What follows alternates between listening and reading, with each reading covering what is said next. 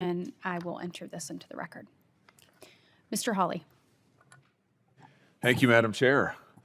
Thanks to all the witnesses for being here. Congratulations on your nominations. I'd just like to note for the record, won't count against my time, that Senator Welch voluntarily stopped when his time expired, something I've never seen, or rarely on this committee, and certainly, as the ranking member can attest, something I have never done in my life. Well, I object to that. I object that he was on time. All right, well, I'll try not to make that mistake. Mr. Candube, I enjoyed our conversation the other day, and congratulations on your nomination. Let's start, if we could, by talking a little bit about antitrust and individual liberty. Something that you said recently caught my eye. You said antitrust law, and I'm going to quote you now, can combat dominant firms' baleful effects on democratic institutions such as free speech, the marketplace of ideas, and shareholder control. I assume that's still your opinion. It is, Senator. I take that to mean that antitrust analysis under federal law is not therefore limited to consumer price. Is that a fair inference? I support the consumer welfare standard, of course, but it can be measured by other things than simply price.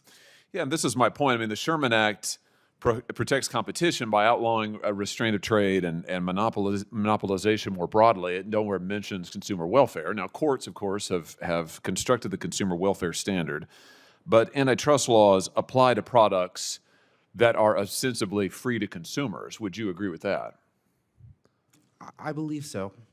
So let me just ask you, how do you think the antitrust division should assess competitive impact in markets that are dominated by tech firms that do not have readily comparable market prices? In other words, that hold out their products much of the time as being completely 100% free.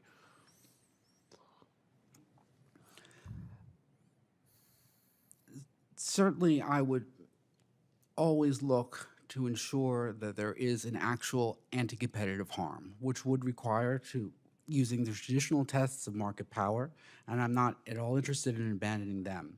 However, I do believe, as you pointed out, Senator, that there are instances in which our civil rights, particularly free speech, can be at issue, and in those situations, the division should act to protect Americans. Is it fair to say then that under your leadership, the division would not treat this claim that the price is zero as a reason to close an investigation into a dominant platform? Zero pricing goods like social media present a very interesting and puzzling, sometimes to economists, challenge on how to value that. However, I do not believe at all that simply because something is zero price that it necessarily escapes antitrust scrutiny. Good. Okay, good. I think that's a very important principle to get established, because that is, as you know, the common defense of all of these tech companies as to why they should elude any antitrust scrutiny at the outset. Let me ask you about another implication of antitrust. In the social media market, there are roughly 3 firms, maybe at most, that dominate overwhelmingly the content that reaches the average 12-year-old in this country. Now, I'm a father of 3 children, all that age and younger. Let me just ask you, do you regard that kind of concentration as properly the concern of the antitrust division? Certainly. As we all know from our antitrust classes, bigness is not necessarily bad.